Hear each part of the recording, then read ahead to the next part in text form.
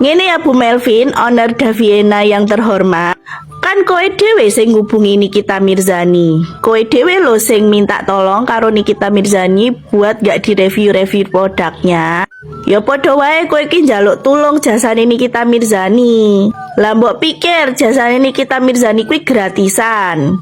Lah nek misalnya Nikita Mirzani itu nyebutin harga akan jasa yang mbok minta ya wajar. 15M kuwi ya wajar, wong dhek kuwi artis besar.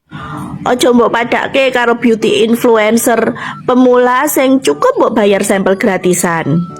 Kowe kan ya wis sadar nek produkmu kuwi bermasalah. Ya wis fokus wae bebenah. Ngopo dadak repot-repot hubungi Nikita Mirzani.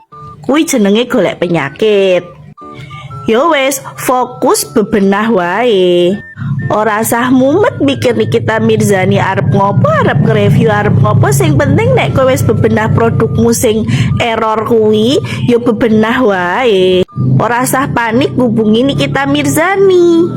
Nek kowe sampe ngubungi Nikita Mirzani njaluk tulung jasane dhek, ya mbayar. Tapi apike walaupun kowe ora sida ngekeki duit nek Nikita Mirzani ya ora nglaporke kowe to. Dan apike saka kowe ya kowe terus bebenah produkmu tenan.